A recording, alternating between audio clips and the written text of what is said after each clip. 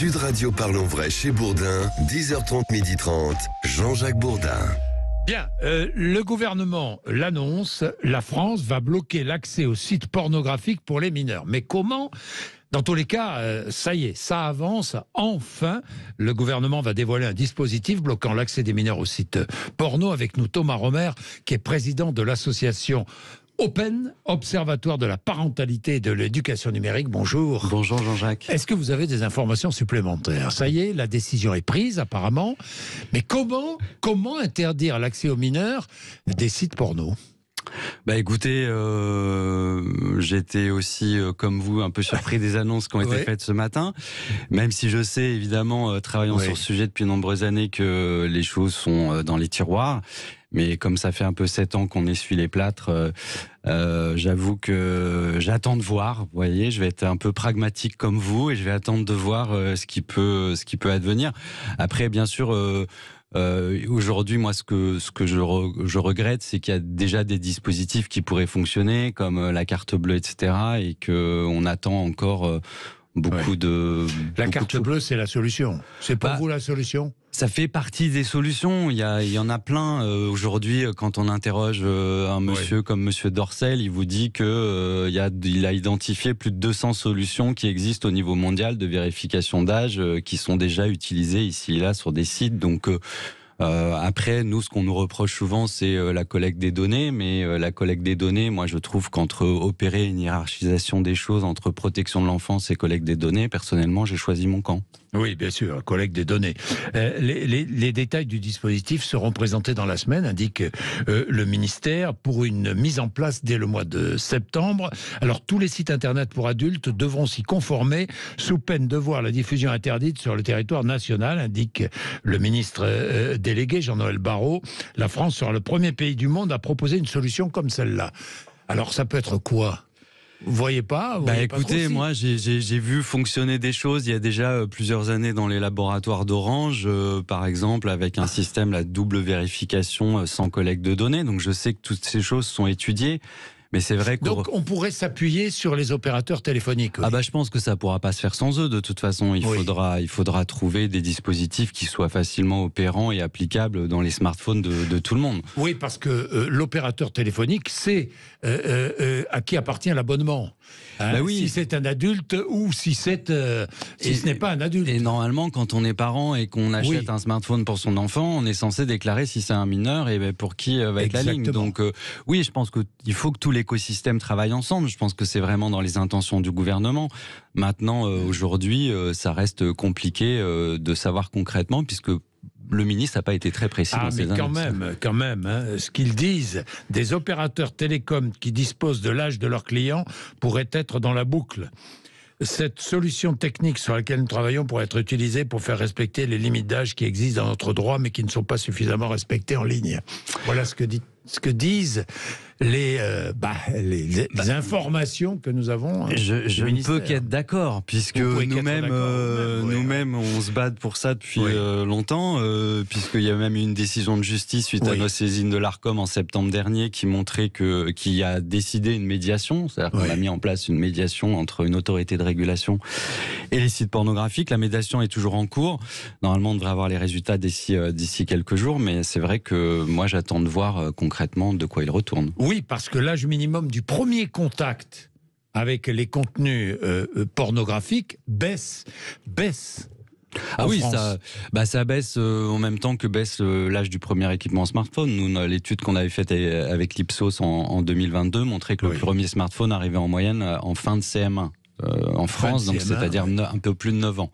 Donc évidemment, tout est lié, puisqu'on sait que... C'est-à-dire qu'en fin de CM1, c'est-à-dire à 9-10 ans, les enfants peuvent avoir accès à du porno. Clairement. Nous, dans des études qu'on avait menées par ailleurs, l'enfant le plus jeune avait 5 ans. Donc, 5 ans. Oui, tout à fait. Aujourd'hui, ça se passe sur les sites de streaming, ça se passe en quelques clics, avec les publicités malencontreuses qui peuvent survenir, et puis aussi parce que ces sites sont extrêmement bien référencés, ils prennent quand même une place essentielle de la bande passante mondiale. Alors, sans rapport, vous publiez aussi une étude très intéressante aujourd'hui sur les photos ou vidéos d'enfants publiées sur les réseaux sociaux.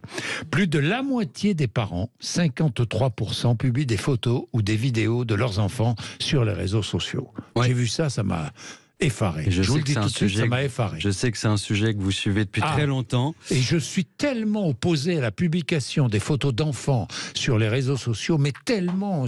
C'est pour moi une irresponsabilité totale des parents. Bah, c'est en tout cas un manque de connaissances et de prise de conscience de comment fonctionne Internet aujourd'hui, de toute évidence. Parce qu'on sait que ces photos et ces vidéos, elles ne disparaîtront jamais.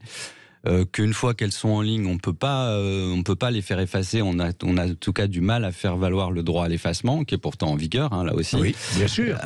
Une fois que c'est en ligne, c'est en ligne. Et puis c'est assez questionnant parce que, en effet, quelque part, les enfants n'ont pas forcément souhaité ces photos et ces vidéos. Oui.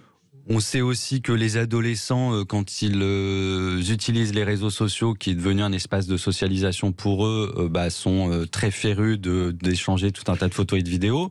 Mais que dire quand ils vont voir ressurgir des photos dans des postures malencontreuses sur un pot de chambre ou ce genre de choses, on voit. À un moment, on est censé se socialiser, c'est un peu compliqué quand même. C'est un peu compliqué. Et des parents le font, et certains le font parce que ça leur rapporte de l'argent. Oui, ils sont devenus influenceurs, ils utilisent finalement leurs enfants pour gagner leur vie. C'est vrai qu'aujourd'hui, ce qu'on appelle les parents influenceurs, qui est une grosse tendance du moment, se développe, comme le montre notre étude, de manière plutôt intensive, avec la particularité que ça concerne surtout des jeunes parents, ce qui peut sembler étonnant, parce qu'on pourrait partir du principe qu'ils sont un peu plus avertis que les autres. Oui. Des jeunes parents et qui en effet en font un métier avec des revenus qui sont parfois, pour certains d'entre eux, assez conséquents. Et certains jusqu'à 5 000 € par mois. Voilà, 5 000. On est même à 4% qui sont à plus de 50 000 € par mois. Quoi ? Oui, il faut plus de 50 000 changer de métier, Jean-Jacques. Il est temps. Non, ça non. Plus de 50 000 € par mois ? Non, c'est pas possible. Si. Alors, ça reste une infime. Oui, mais que font-ils avec leurs enfants pour gagner 50 000 € par mois ? Eh ben, alors, justement, quand on regarde la ventilation des rémunérations, il y a énormément de revenus qui viennent de la monétisation des vidéos qui sont faites et donc de l'argent qui vient des plateformes pour une grande majorité. Mais il y a aussi des partenariats avec des marques. Il y a aussi, vous savez, il y avait une chaîne YouTube célèbre que je ne citerai pas avec 2 enfants très connus qui cartonnent dans les cours de récré. On avait estimé déjà il y a 7 ans que les revenus mensuels de la famille étaient de l'ordre de 150 000 € mensuels. Il y a déjà 7 ans.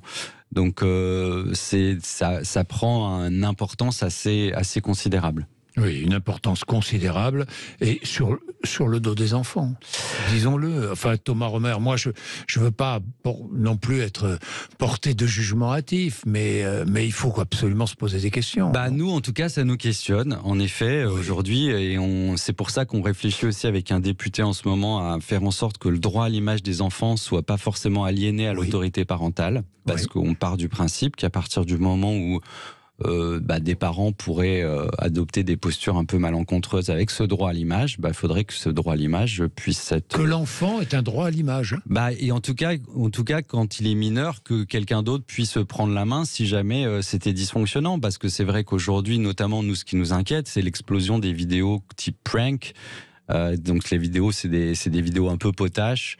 Le but, c'est d'humilier l'enfant à l'image et le faire pleurer, et ça génère du clic. Donc il y a eu une vidéo comme ça. C'est-à-dire qu'on humilie l'enfant à l'image, ça fait du clic. Oui. Et ça, c'est vendeur, évidemment. Il y a des gens qui gagnent beaucoup d'argent en envoyant des cuillères de purée au visage de leur bébé, oui. Il y a eu un challenge comme ça, il y a de ça quelques années, qui s'appelait le Cheese Challenge, qui consistait à coller une tranche de fromage sur la joue de son bébé. Ça, c'est des choses qu'on observe. Alors, une fois encore, il ne faut pas mettre tous les parents influenceurs dans le même lot. Évidemment. Ça concerne heureusement une minorité, mais c'est quand même quelque part assez questionnant sur, en effet, parfois un phénomène qui a tendance à prendre une mauvaise tournure, on va dire. Bon. Voilà un débat que je vais ouvrir, organisé entre 11h et 12h. On fera venir les influenceurs aussi, parce que je voudrais savoir exactement ce qu'ils pensent de tout ça. Bon, si vous êtes dans ces cas-là, si vous mettez des photos, ou si vous êtes influenceur, allez-y, 0826 300 300, vous n'hésitez pas, vous appelez sur l'antenne de Sud Radio. Merci Thomas Romer. Merci Jean-Jacques. D'être venu nous voir. Nous allons suivre avec impatience les décisions prises par le gouvernement, les annonces dans la semaine. Écoutez, on en saura plus. Mais oui. Merci beaucoup. Merci. Il est 10h56. Vous êtes sur Sud Radio. Je vous rappelle notre débat. 11h midi. L'Union européenne doit-elle intégrer l'Ukraine le plus rapidement possible? La France, l'Allemagne et les Pays-Bas sont contre. L'Union européenne est divisée. Faut-il pour l'Ukraine un traitement de faveur alors que d'autres pays demandent leur adhésion? Quels seraient les effets économiques d'une intégration?